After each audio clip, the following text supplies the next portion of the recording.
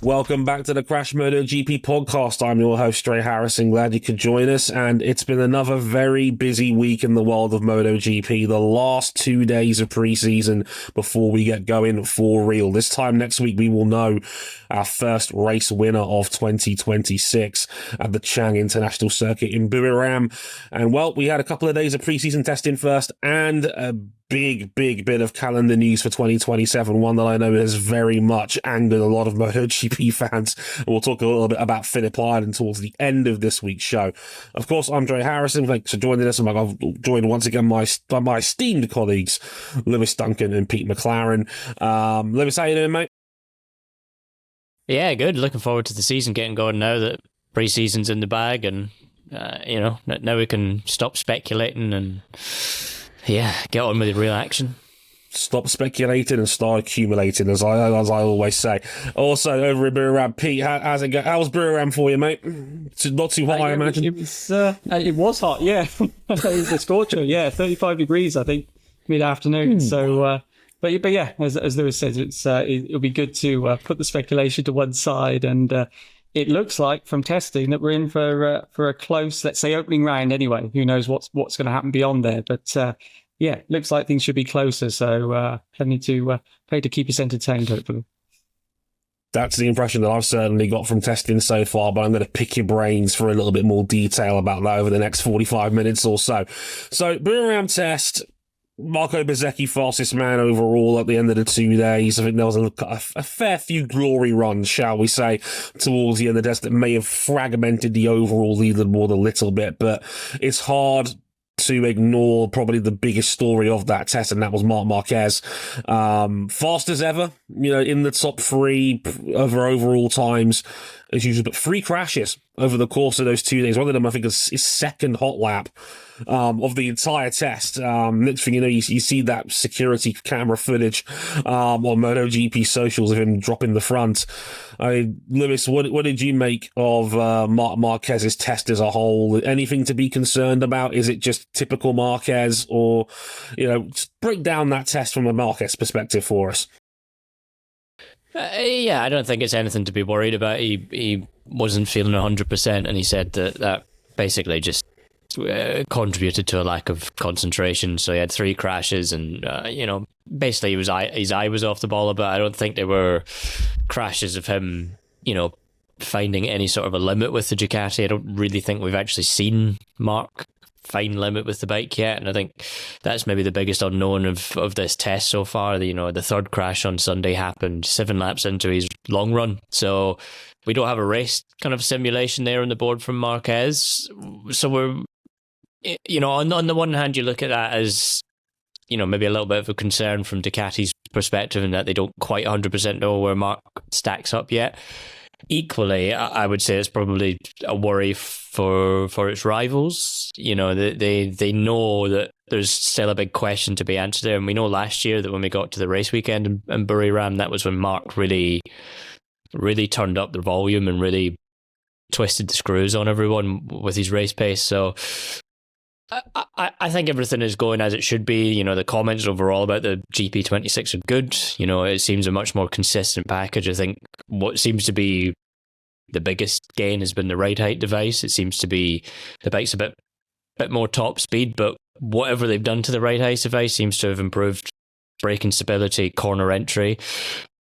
Pecco Bagnaia has raved about it. Alex Marquez was actually asked about it and kind of gave an answer that suggested that Pecco had given away maybe a bit too much. So there's clearly a lot that the Ducati are happy about. And if you just listen to management, compared to how they spoke this time last year, when they had to bin the engine and they had to kind of there was clearly trouble. Things are much more relaxed. They don't seem overly concerned about what they've seen from their rivals. I think that's I think they should be a little bit, but I think Ducati and Marc are very much where they should be at the moment.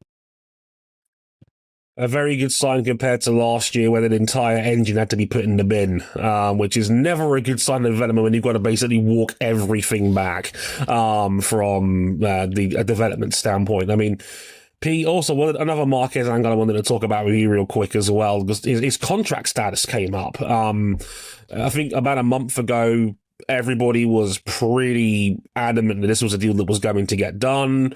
It was probably, I think the talk was going to be announced at Sepang. Didn't quite happen. We've now got to Buriram. Still hasn't quite happened. And Mark actually spoke about that in a little bit of detail as to why he hasn't done that yet. So do you want to go into a little bit of detail about that real quick? Because I think a lot of people are nervous. I don't think people should be nervous about it, but I think a lot of people are, because people want to see, announcement or communication official, so to speak. Yeah, that's it. Yeah, everything looks like it's heading in the direction of Marc and Ducati, extending as was expected. The question was, would it be let's say a normal 2-year deal, or would it be a 1+1, which would give Marc the option to obviously finish after 1 year if he wanted to? Now, that was given as a possible reason for the delay that you mentioned, because otherwise everything seems to make sense of Marc and Ducati. It's as we saw last year, sort of a match made in heaven, wasn't it? So why wouldn't you extend it? As you say, no announcement yet, but no announcements really at all, are there, other than Bez and Aprilia? There's a lot that we believe has been done, but we're all waiting for the sort of the drip feed of the announcements to maybe come through. But no, it seems that Marc, Marc's question mark really, and he was also asked about how it feels to prepare for a season as he gets older. And he said, look, the age is not really a question. It's the injuries. It's the physical limitations that he's got with his injuries. And he said, that's why that was why he was waiting on to decide on sort of the length of the contract, is he wants to know the level of the shoulder. And he still doesn't really know that. He said, what he's learned from his injuries over all these years is that everyone keeps asking him, when will you have the shoulder back to full strength or a full recovery? And he said, what he's learned is that the full level, the 100% level, changes, obviously. It might be lower now than it was before. He doesn't know the level of the shoulder yet. So he doesn't really know how good it will get. It is still continuing to improve. But fortunately for everyone really involved in MotoGP, he's saying he's already confident now that it's a good enough level for him to sign for another 2 years. So it seems that was there's kind of the main thing in his mind was just the physical level, his recovery. He knows, and he said this at Sepang, didn't he? When he's feeling good, he's fast. So the speed is not a question. And as Lewis has said, Marc's been fast. There's no question over the speed of Marc Marquez going into this season. It's just a question maybe over the endurance of the shoulder and what level it's at now in the recovery process. How long will it be before it gets to 100%? And then, as Marc's pointing out, what is 100% for this shoulder? Even he doesn't know that yet. And this lack of a race simulation just sort of adds to the mystery on that, doesn't it? Because we don't know. And it wasn't just Marc, was it? Alex Marquez crashes during his race simulation. Pecco has a technical problem during his simulation as well. So the three main guys, if you like, at Ducati didn't get to deliver their race simulations on the final day. Pecco did a quick one the day before, which showed sort of, or underlined that he looks like he's much, much stronger than last year. But certainly complete contrast to a year ago, where Marc on the final day of testing comes out and really showed us what he could do on that factory Ducati, and was just on another level compared to everyone else. And really, it was the first sign of what was to come during the season. Here we are going into this new year, and as Lewis says, he does 7 laps, falls off, and he looks sick. To be fair, even on the day one, when we didn't realise he was sick until the end of the day. Marc's not somebody who sort of announces these, these sort of things and likes to make excuses, if you like, but. He turns up with blood coming from his arm from one of the first accident was on a slippery white line, it seems, a quite fast one. And, and it was only then that he actually mentioned he had the stomach problem and everything else. And he looked sort of pale and pasty. And in that heat, it must have been horrible, to be less than 100% physically, battering his arm up a few times, and all of the fatigue as well. So even with that, Marc Marquez is still fast, and that's going to be, as Lewis says, a bit of a warning for his rivals that Marc's only going to get stronger from here.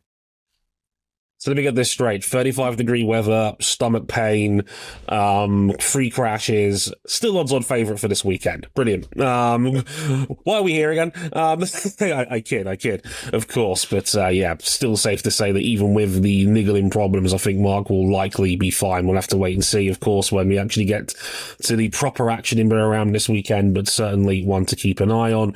I mean, the only real, hard race sim I think we got from the top end, I'd say, Lewis, was was Marco Bezzecchi, who I think had a 20-lap race run that looked very promising indeed. We'll talk Aprilia for a little bit here real quick. They were 1-2 on the last day. Bezzecchi fastest overall. Iagura for Trackhouse in second as well. He's always gone well in Thailand. We saw that last year. Do Aprilia have something here, Lewis? Because it looks like they do, where everyone, I think, has been saying pretty much that it looks like Ducati and Aprilia are a step ahead of the field right now. Do you get that impression at the moment?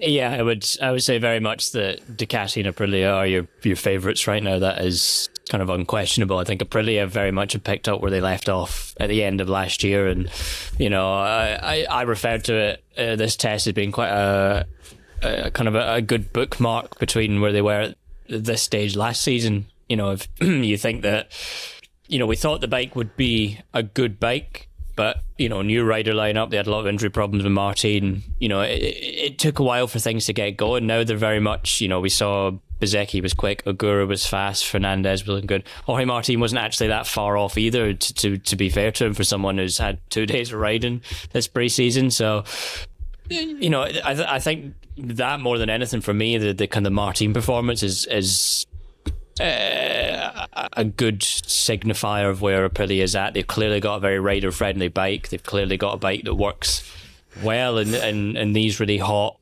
slippery conditions where maybe, we've seen in the past that hasn't been the case. If you think back to Sepang last year, they were good at the test this year, but Bez was always like, we saw at the Grand Prix that wasn't the case because there was less grip on track. So we've passed from that to Buriram, and we've seen, okay, actually the level is consistent. I think the race pace was impressive, from Bez. It was, in terms of average pace, it compared very much to what Marquez did in the sprint last year. Obviously, it was quicker than the full Grand Prix distance, but Marc's pace wasn't at full pelt because of the tyre issue that he had. So, there's still that little bit of doubt there, and I still think there's that space where Ducati and Marquez very much fit in to being in that kind of number one position. But Aprilia, 1 lap speed's there, the race pace is there. They've got tail gunners now, and I think that was maybe one of the more important things for them to get. I think there was no doubt that the bike was going to be good and that Bezzecchi was going to be good, but they needed consistency from the rest of its stable, because you can't go up against Ducati on your own.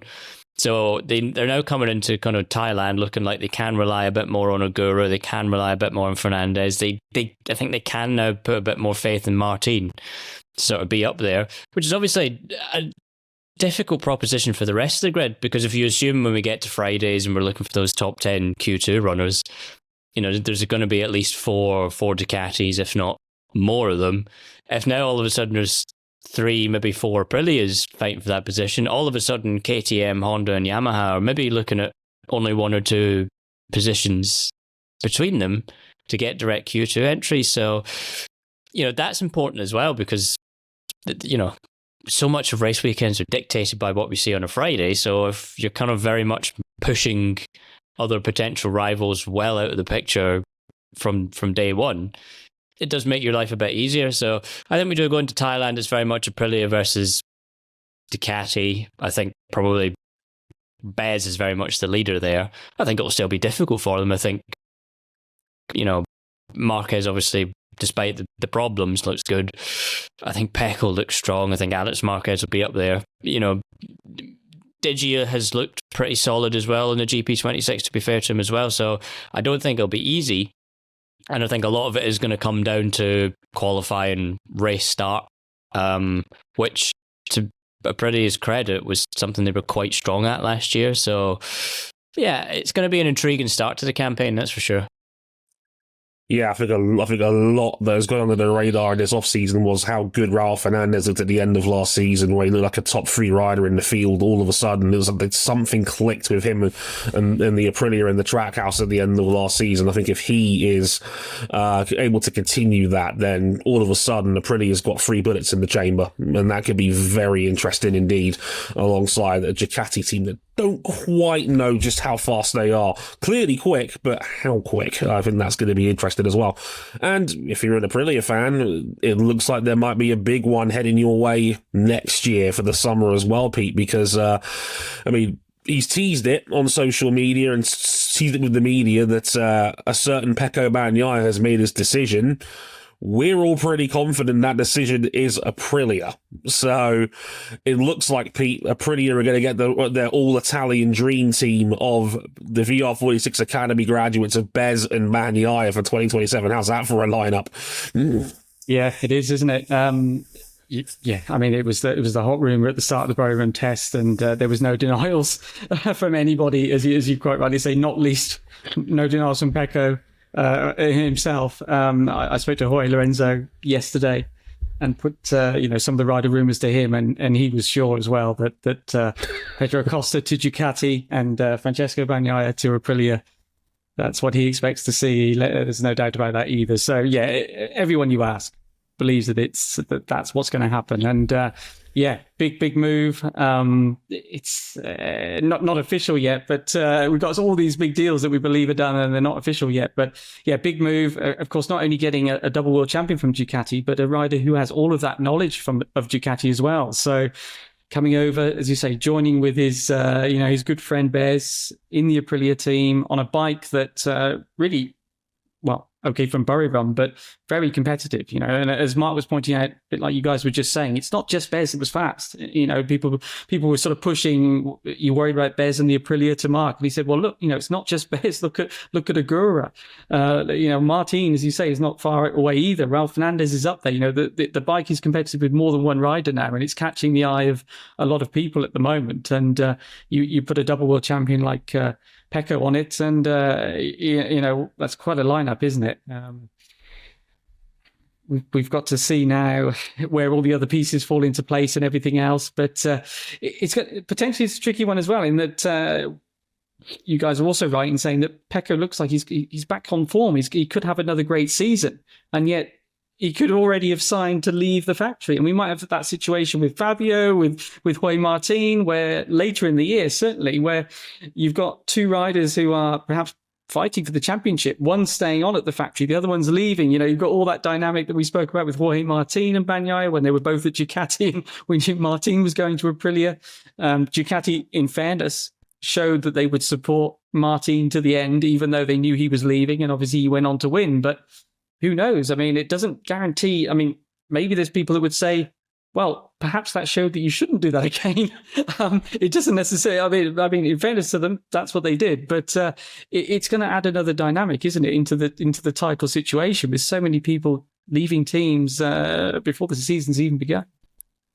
I'd add to that as well on the Ducati front that obviously, if there is 1 year where fairness is kind of going to come into it, it's going to be the change of a rule cycle. There's not going to be this situation where they're having to kind of develop this bike into next year. So, if anything, that's kind of a bigger benefit for Pecco Bagnaia if he does find himself in a championship sort of position. As we've seen, Ducati wants a world champion. You don't necessarily care who it is. I think they would obviously prefer it to be someone who's sticking around, but equally, a world champion is a world champion, I think Bagnaia in some ways is maybe timed this quite well. I think this may have been last year, for example. It would have been a kind of a much different kind of story, and we'd be coming into this looking at what kind of a rider is Aprilia getting now? After all the troubles he had in 25, now it's like, oh well, Pecco looks like he's back, and now he's going to go to a better bike. And I think was most interesting about it, just to finish up on that, was the hot rumor was Yamaha originally. It was Pecco to Yamaha, and that seemed quite close. And it's interesting that he's looked at that situation and he's not kind of been convinced by it long term at the moment. And so that goes back to what exactly is Jorge Martin's motivation about a Yamaha move, over potentially, some other things that were on the grid to him. We know Honda was an option. We know, there was a number of places for him that, even satellite rides, it would have been better. So what's, you've got to kind of ask that question: is what's Martin seen that Pecco hasn't? Or indeed, does that suggest that Jorge Martin's stock was so low that was the only option? It's a good question. Stock is such a narrative thing that a lot of people can look at in terms of value and in the moment. Bagnaia's stock had probably never been lower after the end of 2025, and all of a sudden he looks like he's back to something near his best. It looks very strong in testing, and Aprilia's cashed in on that by being able to snag him when his value's arguably been as low as it's ever been. Maybe the same for Martin and Yamaha, because I don't think under normal circumstances Yamaha would be able to snag a rider of Martin's quality. I wonder as well on the Aprilia front, have they seen what happened with Bez last year and gone, well, actually, we could probably do the same thing? Because you have to remember that Bez came from not a great year in 2024 when he signed for Aprilia. You know, he won podium, didn't get on with the bike. Much of the same complaints almost that kind of Pecco had last year on the Ducati, and then obviously Bez goes to Aprilia, and we were kind of not really sure how that was going to work out. Now we're looking at Marco Bezzecchi as a championship contender, so I wonder how much of that situation both Aprilia have looked at and gone, well, we did it once. And I wonder as well how much Pecco looked at that and went, okay, well, maybe that is the change of scenery I need. It worked for Bez, and we know they're obviously great pals as well, the two of them. So I think Marco probably would have helped facilitate that in some way, shape or form. So yeah, I wonder, those aspects come into it as well. I know Bez was very flippant to the idea when asked about it by MotoGP.com, saying, I don't care who's on the other bike. Ask Massimo. There's been conversations. They're mates. People talk. I know. We know how the real world works when it comes to things like that. I'm sure there's been a conversation here and there.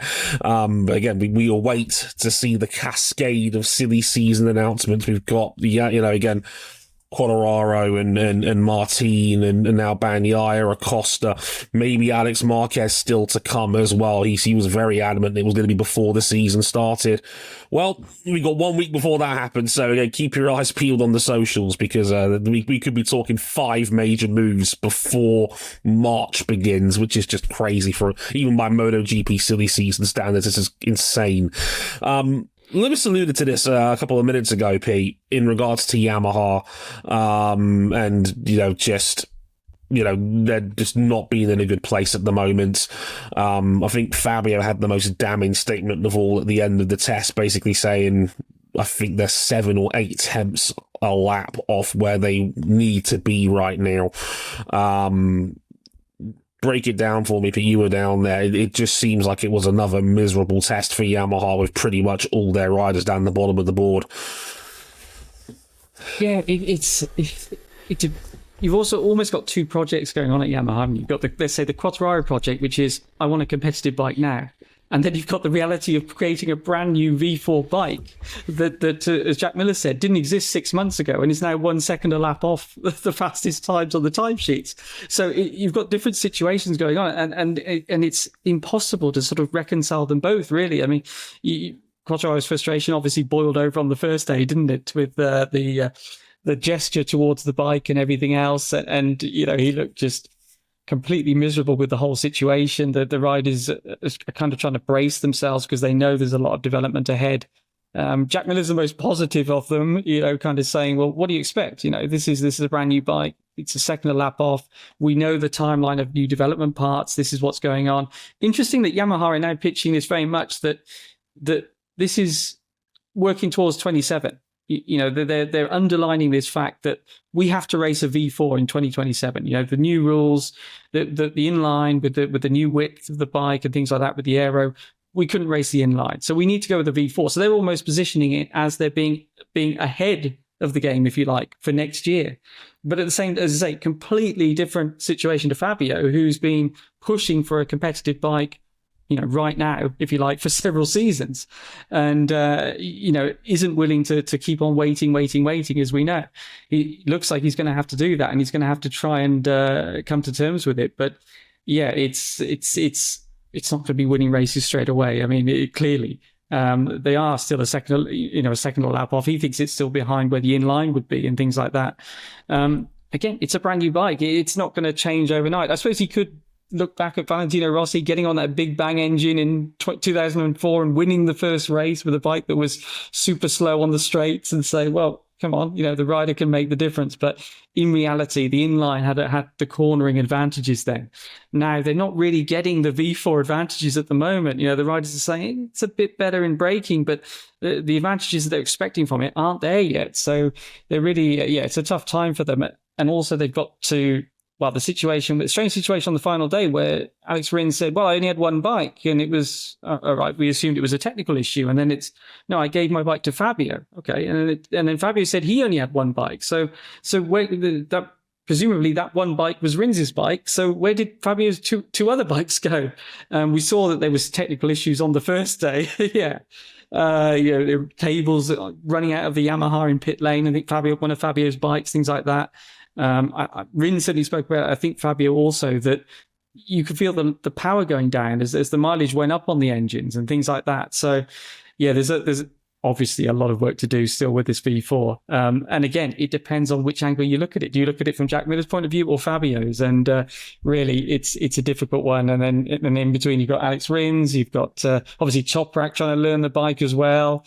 Another difficult test for Toprak. Feels he made some progress towards the wheel spin, but then had a big sort of eye-opener when he was following Jack Miller, and just how aggressive and how much confidence he had to throw the bike into the corners on a qualifying lap. Really opened his eyes to what he's going to need to do with these Michelins and the confidence he needs to get from them pretty quickly. So yeah, there's a lot going on at Yamaha, different situations really for all four riders as far as the future. But it could be a long season for Fabio. Sounds like a very long season. I mean, this is a guy who won a world championship with this team 5 years ago, 4.5 years ago. He's frustrated. He wants a competitive machine now when Yamaha is openly admitting, and rightly so, that this is a full-blown rebuild. And as anybody knows in any other sport, rebuilds take time. And that's something that Fabio does not have. So that conflicting nature, Toprak being a high-profile rookie, and what have you. It's a very messy situation there, Lewis. And do you think it's all doom and gloom? I know you wrote about this on the website this week. Do you feel like it's all doom and gloom over there right now? Is there anything to hold on to with this Yamaha project right now, or are we just bracing ourselves for what's going to be a difficult 2026, to say the least? I think it's. I think the situation highlights really the different kind of camps all four riders are in.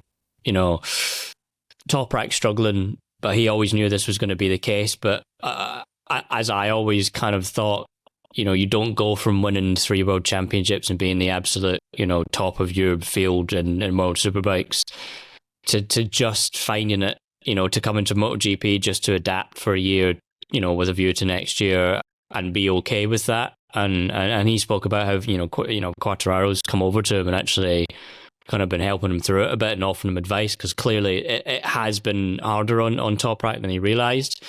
And then you do have to kind of start to wonder there from Yamaha's point of view is, obviously they're developing this bike really with a view to next year. How long does Toprak hold on for? Does he? Can he sit around for another year? And because with Yamaha right now, there is no way, even with a new regulation cycle, that they will be in a totally different situation next year. They will be further forward, but when you look at the progress that Honda have made, that KTM are making, that Aprilia and Ducati have made, they're second off the pace of Buriram. Buriram's a short track. Add another half a second to that, maybe a bit more when we get to more conventional circuits. That's really where they're at. You do have to wonder, and I have to wonder, I've been wondering, is how long does Toprak kind of buy into the vision? Does he buy into the long-term project? Does he buy into the fact that, okay, well, once I get an 850 prototype and start, testing it on Pirelli tyres, and I could,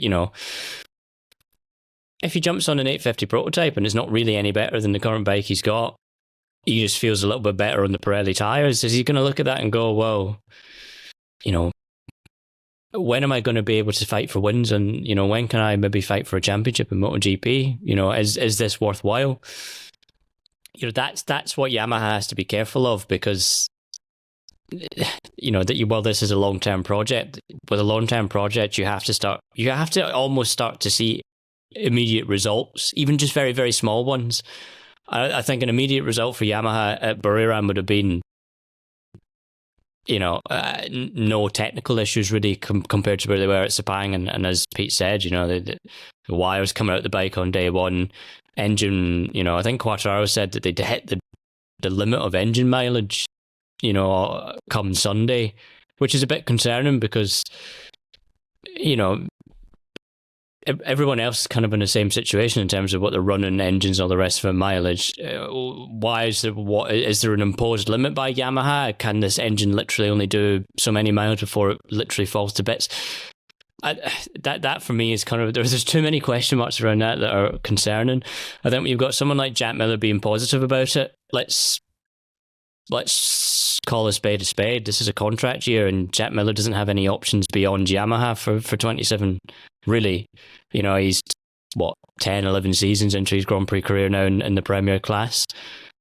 Largely quite an underwhelming career to this point. Is a very competitive ride going to come his way next year? Probably not. So there's probably an element where he's gone, well, if I want to stay in MotoGP, this is where I am. This is going to be my option. So I have to kind of get on with it. I think Alex Rins is kind of in the same sort of position as well. Whereas, Fabio, we know pretty much a Honda deal's done. So of course he's going to be angry. Of course he's going to be frustrated. Of course he's going to want more out of the bike, because fundamentally he doesn't really want to be spending an entire year developing a bike that he's not going to be racing next year. He wants results. He's a racer. He's a world champion. That's going to be hard for Yamaha to manage when you've got one expectation over another expectation, over one comment, over a different comment. Rins and Quartararo said that the bike doesn't turn very well. Jack Miller's like, oh yeah, well actually I feel like it has the same kind of DNA as the inline four. How do you develop a bike around that? It's the same problems Honda had for quite a few years, sort of 23, 24 time, 22 as well, when all four riders all had different specs of bike and they were all pulling in different directions. And that held Honda back for a long time, because how do you develop, what direction do you go in if everyone is saying something different? And that's a nightmare scenario for Yamaha right now, is you've got, someone in Toprak who can't understand the tyres, so he can't understand the bike. You've got someone in Quartararo who can wring the neck of that bike, but, at what point does he stop doing that when there's nothing to be gained from it? You've got someone like Jack Miller that's all super positive and fine, but then you've got, different comments from Alex Rins as well. So how do you possibly do, on top of the fact that your engine is slow, unreliable, it just... Yamaha have almost... This was always going to be a painful process, but I think they've underestimated it, and the decision to have a V4, I think, has probably come a bit too late for them. This was something that had to be made maybe 2 or 3 years ago with a view to it being ready for 2027. You can't decide at the end of 24, okay, we're going to do a V4, put the bike on track in September last year. Well, then very soon afterwards having to start developing a brand new bike for a new regulation cycle a few months later, and expect results. So I think Yamaha's bitten off more than it can chew, and it doesn't have any choice now but to follow this path. But I think it's probably going to be a lot more painful than the preseason has shown so far. They're expecting a new engine in Spain, but this is an engine that hasn't even turned the power up yet and has proven to be very fragile. So, what is a new engine going to do? Because this is the other problem. The fact is, in theory, a bike should be generally quite tame if it's slow. If you've not got a fast engine, then the bike should handle pretty well. But the bike doesn't have a fast engine and handles poorly. So if you start adding more power and a bit more performance from the engine, that's more than likely going to make the bike even worse. So this is it. Is how do you develop one when the other one isn't? You're having to develop engine and bike at the same time, but you can't really get one working without the other one working. And so it's just going to be this constant tug of war where one step is made, but it doesn't improve something else. It makes something else worse. And then at what point does Fabio Quartararo decide, I'm just here to I'm not going to run around and risk crashing. I'm literally just here to get through weekends now and fulfill sponsor obligations. And then all of a sudden, Yamaha's rider that got them the best results last year and was capable of those results is just making up the numbers, which is not great for anyone. And look at the timesheets. Who's the top Yamaha? Wasn't Fabio, was it? I think we could be seeing a bit of the situation with Pedro Acosta and Maverick Vinales. I see some similarities there where, it ended up being Vinales that took up the reins because the star rider got frustrated. And, you wouldn't have expected Fabio to be slower than Jack Miller.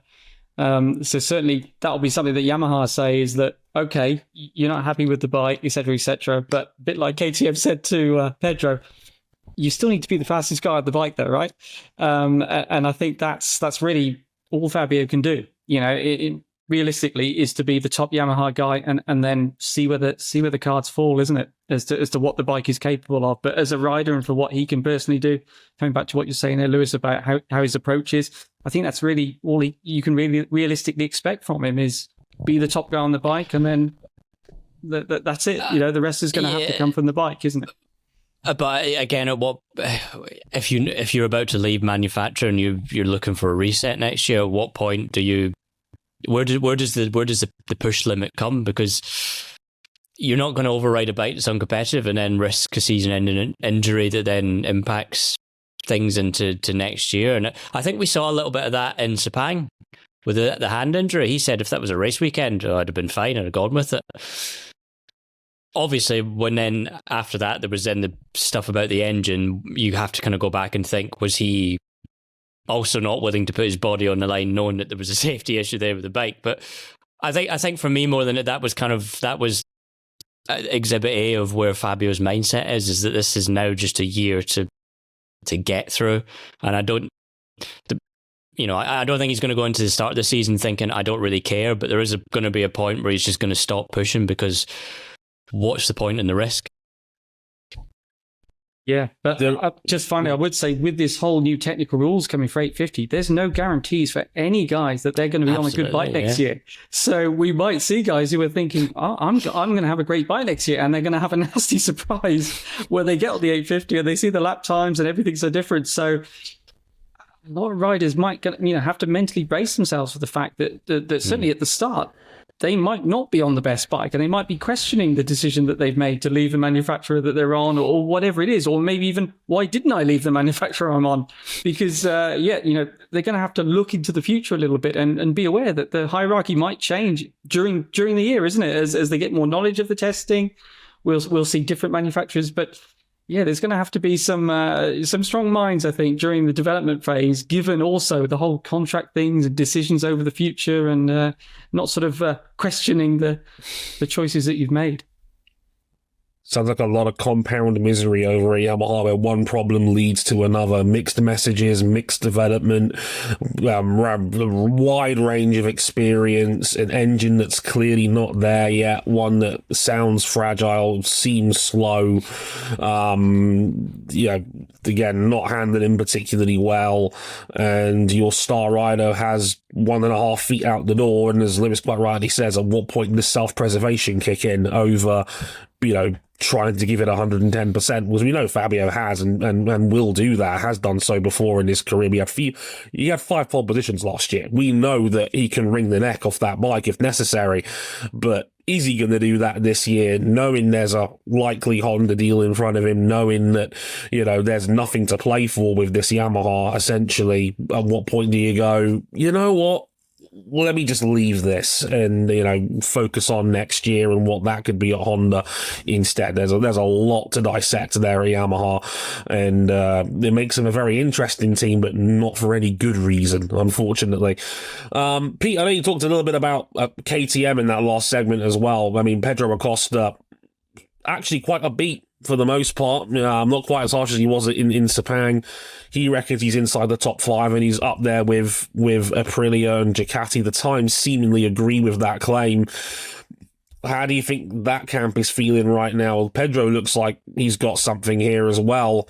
But again, how much is that going to matter, given that we know that Pedro is almost certainly going to Ducati next year?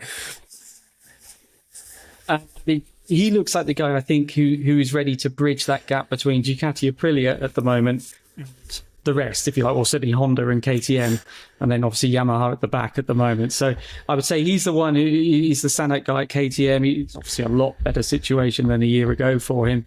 Seems comfortable, seems like he's closer, both over the race simulation. After day one, he was still a bit concerned about the time attack, but did a good time attack on the last day as well, because qualifying, of course, so important these days. So yeah, I think he's in a good position. He's in a competitive position. But it seems like still the KTMs are going in different directions a little bit, a bit like we saw at the start of last year. Certainly Maverick Vinales seems to like different parts, different setups compared to the other KTMs, etc., etc. But in general, they seem to be closer. But certainly you've still got this gap between Pedro Acosta and the rest of the KTMs, I think, as you quite rightly mentioned there, Drew. So he's really their big hope, I think, going into this opening weekend. Brad Binder, big changes late in the day, did a decent lap time, and so he's hoping that, okay, now we've got a direction there, we'll take that into the race weekend, see if we can go with it, because he did a race simulation and really it wasn't looking good for him there. As I say, Maverick Vinales, he kind of felt like he arrived at the right decision at the end of the Sepang test as far as the parts he liked. But then because it was only sort of one track there, okay, let's retry them at Buriram, obviously, see if it's the same, you feel the same way. Turned out he did. And so he then sort of had that regret of, if I'd have just stuck with the parts I set. Time. Yeah. Exactly. He's now saying, I'm going to the race weekend, I need to work on the electronics, I need to work on the setup. And I could have spent all of, one day of the test, let's say, working on that. Instead, we were doing the parts again, and I ended up agreeing with what I thought after Sepang. So it seems like he prefers last year's parts, sort of the general thing with him, whereas the other three seem to like the newer parts. So not an ideal situation for a manufacturer when you've got guys on different specs, but that seems to be the way it is at the moment. But yeah, Maverick certainly seemed a bit sort of frustrated that he hadn't made the step he was expecting, let's say, coming into the new year with a whole season under his belt, and how well he started, let's say, before the shoulder injury last year for KTM. Bastianini, I suppose, just to round out the KTM, he's still at the back, closer he feels, but he's struggling, sort of losing a lot of time in one or two corners. Is it just every lap he goes into turn 4, the rear sort of, sometimes it slides, sometimes it doesn't, and that puts him on a different line into that corner, quite a fast corner for Buriram. And so he's never quite sure what to expect going in there. So he's looking for more stability from the bike, that kind of thing. The one area where KTM suffered last year that they do look to have made progress, at least for Acosta, is the tyre wear. We heard a lot about that they were suffering. So that's another thing that Acosta seems more confident about. But he did use the word scary, didn't he, to describe the pace of some of the Aprilias and the Ducatis. So, yeah. Easily forgotten that Maverick Vinales was every bit as good as Pedro the first, probably third, maybe even half of last season before that shoulder injury at the Saxon Ring, and he was at a very different setup compared to Pedro and the other KTMs. Again, a lot of the Yamaha talk of guys pulling in different directions, and again, your talisman rider is looking to depart. So again, how much do you want to put stock into his opinions, given he's going to be a competitor next year? So that's going to be another potentially messy situation. Lewis, we'll put a neat little bow on the test in the field, because we're not talking about Honda so much yet. I get the impression they were somewhat anonymous in this test. Nothing to really hugely write home about. We didn't get any, big headlines out of them in this test. But how do you feel about Honda going into the season itself now? Yeah, it feels like Honda's kind of in the same situation it was at the start of last year, where there was clearly an improvement, but we haven't really seen it yet. I think Joan Mir spoke about this a lot, is that the stiffer kind of tyre carcass that is used at Buriram by Michelin just doesn't really seem to be working for the Honda anymore, which is interesting, because that it used to be the opposite. When we got to circuits like Red Bull Ring, kind of Buriram, India as well, when that was on the calendar, the Honda tended to kind of gel a bit better with that tyre, largely because it didn't have any grip in the first place. So when other people were having to use a stiffer tyre and have less grip, Honda struggled less. So on the one hand, that's probably a good sign that clearly there's a bit more grip from the bike. Although Joan Mir did say they need a revolution, was how he described it, in terms of grip. So clearly there's still margin there. I don't think we'll kind of see where Honda is until maybe when we get to kind of Europe. I think that'll be where the kind of true pace. I think they're not far off KTM, but certainly KTM, especially with Pedro Acosta, is that step ahead right now. I think Honda has done a good job. I think they got the engine in the right kind of place. They're now kind of looking for smaller details. I think traction really being the key thing there. But yeah, I said I don't think we'll see that in Buriram. I just think the circuit doesn't necessarily seem to suit them right now, and the tyre selection doesn't seem to suit them right now. Yeah, anonymous is probably the right word there. I think there was nothing necessarily bad about Honda in the preseason. There was just nothing necessarily to kind of rally around, nothing like with KTM, for example, and getting better tyre life. That's been kind of one of the key things for me this preseason, is finally the riders are saying that this is an improvement. So yeah, Honda's a hard one to kind of gauge right now. I think they are there or thereabouts. I think they're much where they were at the end of last season. I don't think they've taken a huge step forward. I think they've taken a bit of a step forward. But yeah, again, I think it'll be as the season goes on that we'll see Honda, make more gains. I think they're the most intriguing factory out there in terms of where they're at performance-wise. We saw them on a good day, like Japan last year. They could legitimately get on the podium. No shenanigans involved. They on a good day they can genuinely contend. On a bad day they're fighting for minor points. They're a very erratic factory at the moment, at least in my opinion. So again, I'd love to see where they place amongst the field. I think that's a very intriguing question mark as to where exactly they fit in. It's going to be fascinating. Right, before we get out of here as well, we have to talk about the big 2027 calendar news, one that I know has angered and ticked off a lot of bike fans, and understandably so. Phillip Island was announced this time last week that they've lost the Australian Grand Prix. It is moving to the Adelaide Street Circuit for 2027. It's on a 6-year deal with MotoGP Sport Entertainment, the new name for what we used to call Dorna Sports.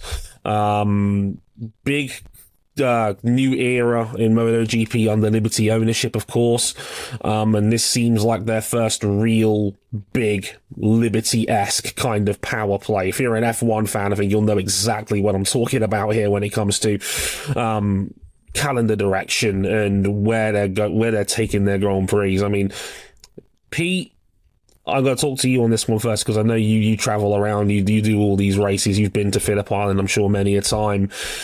A lot of the talk seems to be that Phillip Island was a little bit left in the past in terms of facilities and, scope as an event, maybe more than a race, as to why they've lost out on this one. Is that fair? Is it one of those things to you where the quality of the race, because it's such a fan favourite, supersedes all of that? I mean, how do you feel about it? Tough, isn't it? Yeah, I mean, I'm sure anyone that follows bike racing will be sad to see Phillip Island go as a venue, because as the reason you say, one of the most iconic tracks in the world, challenging, undulating, fast. The riders love it. All of the top riders have been successful there. Sort of a classic venue. You ask most people, what's your favourite event? You hear the similar names, Phillip Island, Mugello. It's not rocket science. It's sort of amazing tracks, amazing places. But both of them have, as you also say, the facilities are not cutting edge. They're hard to get to. It's impossible to have everything. So everything is always going to be a balance, isn't it? So this announcement is. It's a real bittersweet thing. It's a massive loss to lose Phillip Island. On the other hand, this is quite an exciting new project. Something that's never been tried before in the modern era for MotoGP, and the whole Adelaide thing. It's just so it's hard to weigh that up, isn't it? And Jack Miller finds himself completely in the middle as the Australian MotoGP rider. And he said, it's devastating to lose Phillip Island. I've been racing there for 15 years.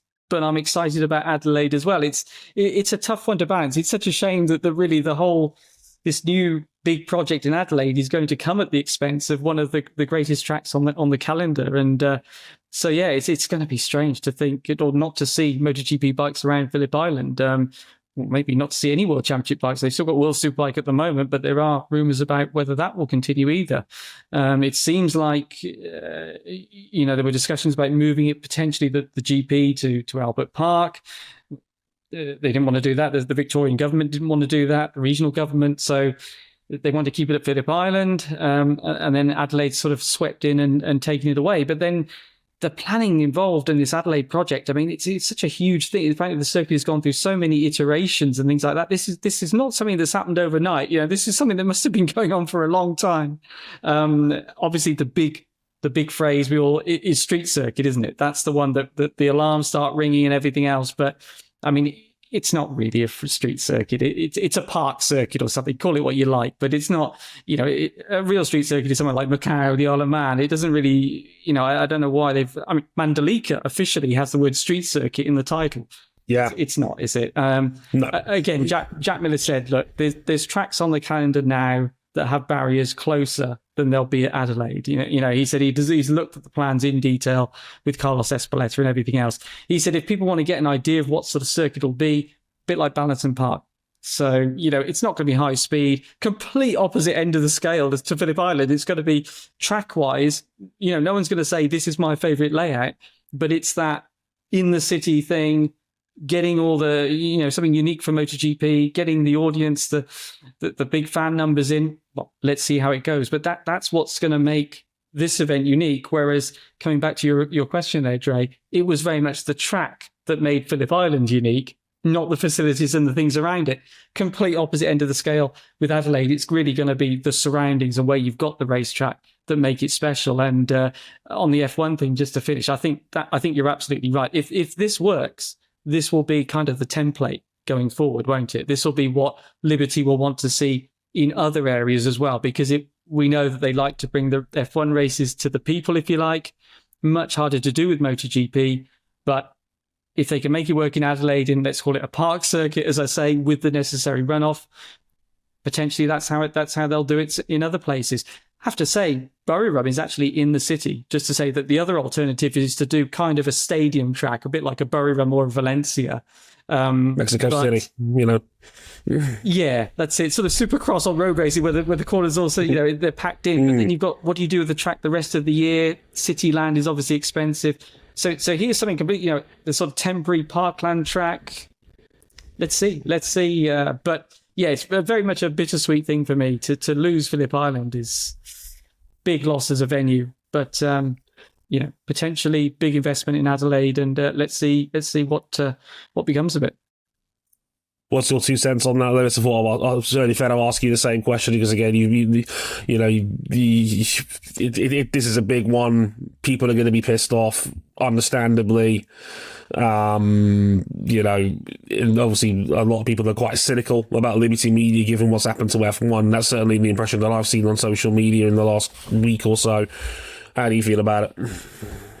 I'll believe it when I see it.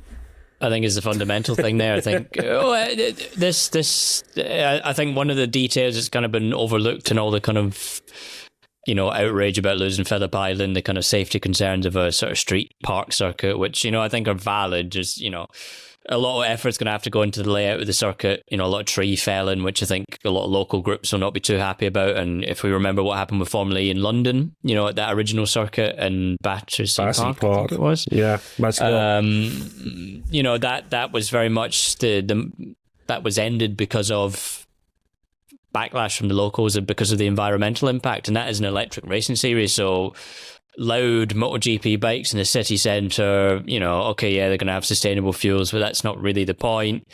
The amount of work they're going to have to do to make it safe, because as Pete says there about, picking up on that point about, stadium circuits built in kind of the middle of cities. What do you do with it the rest of the time? Why should locals have green spaces destroyed for the sake of something that takes place over 4 days, a year? I think that is a valid concern. I know there'll be people listening here that will be, decrying woke nonsense or whatever, but I fundamentally, I haven't, I live somewhere now, with lots of accessible green space that if anything was to happen to that, I would be in complete uproar because it's good for it. It's good for your mental health. It's great to be able to step out of your house and be in the middle of a city and yet have green spaces and untouched green spaces. So that is going to be a key kind of consideration. But fundamentally, one of the biggest things about this that's been lost is it's an election year for the, in the South Australian government. This is very much seen as one of these things you do when you're trying to win favour with voters. And fundamentally, I don't really think we will ever get to an Adelaide street circuit. There will be too much resistance. It'll be too complicated. They won't be able to make it safe enough.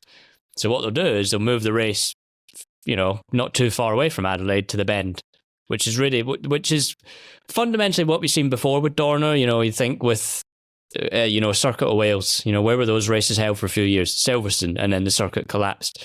You think about, we're finally going to Brazil, yes, but remember the Brazilian Grand Prix was announced, 2018? A completely different circuit that never materialised. Look at Hungary the first time, Ring. Kazakhstan as well. We talk about this desire to have races that are more accessible. Dorna was more than happy to host races where the nearest hotels were an hour away, if not further. So I think this is all for headlines, all great headlines. It generates a lot of interest, a lot of buzz. The traffic on our Phillip Island stories this week has been great. People have been interested. It'll look good for the South Australia and Adelaide Tourism Board and therefore the government. But is it going to happen? Probably not. No, I don't. The amount of work that's going to have to be done to make it safe will probably cause a lot of local backlash. And then beyond that is, the fundamental point is, can you race MotoGP bikes on a street circuit? We're not really going to know how these new bikes are going to be in terms of safety, in terms of corner speeds, in terms of all the rest of it until we actually race them. So can you take that risk, in year one of a regulation cycle to put bikes on a street circuit? I'm not really sure about that. The idea of these bikes is to make places like Jerez and Phillip Island safer by ostensibly lowering the speeds. But as people have talked about, braking zones are going to be shorter. In theory, there's probably will be a bit more corner speed because, the slower a bike, the more corner speed you could take. So, there are just those kind of unknowns about it. But fundamentally, I think this is more a political PR exercise that will ultimately see MotoGP in Australia end up at a crap circuit in the Bend, where everyone's going to be even more pissed off because they'll be like, why did we have this over Phillip Island? Yes, the facilities, yes, it's difficult to get to, all the rest of it. Okay, that's fine, but fundamentally that's never going to change unless I think a championship does a bit more to make it so. Work with the local areas. How can we make these things more accessible? We want to have events here. This is great for us. But how can we make it more accessible for people? How can we encourage more, transportation links? How can we encourage more hotels? What can we do to make this event better? I think that has to be the key thing. I don't think you can treat races like, Olympic Games where let's have all this infrastructure and then 9 times out of 10, the economic ruin and stuff that comes to an area in the wake of an Olympic Games kind of doesn't really justify all the effort that went into it in the first place. So you don't really get that legacy thing that you're looking for. So why not make more of an effort for these circuits? Because it can't be that we lose classic tracks. We have to grow the sport 100%. We have to go to new things. I think eventually we will find some sort of a compromise for a street circuit, which is fine, but we can't move away from those classic tracks. You just can't. They are fundamentally part of the DNA of the sport. And fans want to come to them. People will come to classic venues if you give them a reason. And I think part of that is that MotoGP right now hasn't really given people a reason to come to these events. With all due respect, why, if you're an Australian MotoGP fan, are you going to make that understandably difficult journey to Phillip Island to support Jack Miller? A rider, it's not like the Casey Stoner days. No. And a lot of them, obviously, they end up going to Thailand, Indonesia anyway, because it's cheaper and easier. And they go to Thailand as well because it's cheaper and easier. MotoGP has to give that incentive. Look at Mugello. Mugello's a brilliant track, but people aren't coming to it as much as they used to in the wake of Valentino Rossi retiring. Silverstone's another example of that. Formula One, it's an absolute packed out house, despite it being in the middle of nowhere and generally quite a shithole. Let's face it, Milton Keynes, Northampton are not places I want to go and spend a weekend. They're not fun. They're not great. They're not glamorous. They're expensive. The traffic infrastructure at Silverstone is among the absolute worst, and I include places like Misano in that, which is literally built around housing estates. And Misano is a good example of a circuit in a very accessible location that is very popular. So yeah, there's a middle ground to be found here. I think we should try new things. We should go to new venues. Absolutely. But, I think the Balaton Park comparison is funny because Balaton Park, in the middle of nowhere, no fans, nobody's interested. And yet we're at Balaton Park over, some other class. We'll have a Balaton Park race in 2027 and not Phillip Island. You can understand why existing fans would be upset by that. And therefore, what reason have they to then pass on to new people why you should come to this championship? Oh, you say this is really good, but then all I hear is you complain about this circuit and that circuit. And it's like, well, yeah, good point is how can I stand by something when they're fundamentally doing things that I disagree with?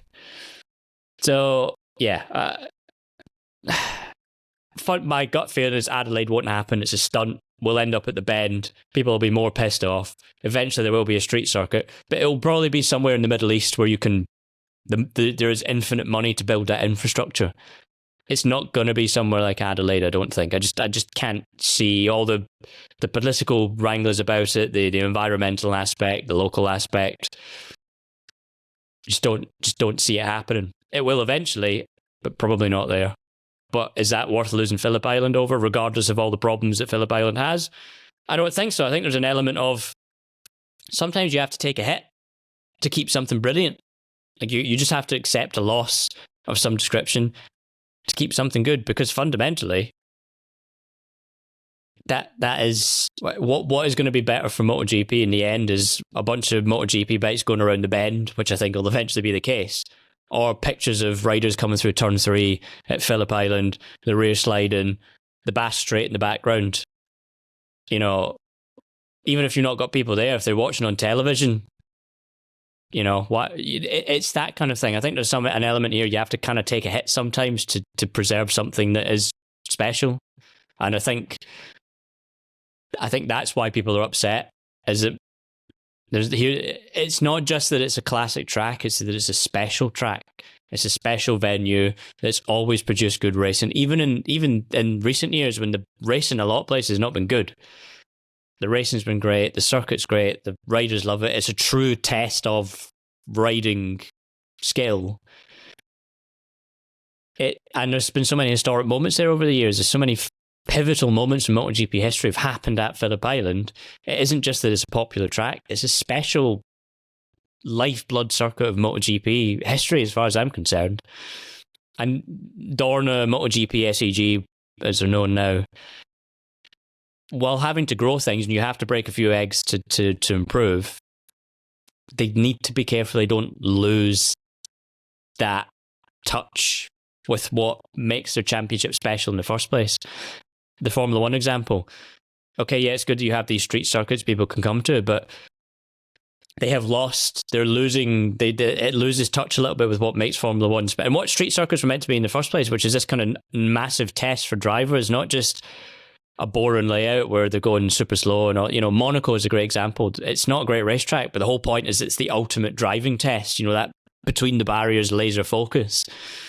It's not really meant to be this kind of let's everyone can come along and okay, well the circuit's just a square, but who cares? It's we can have 1 billion people here.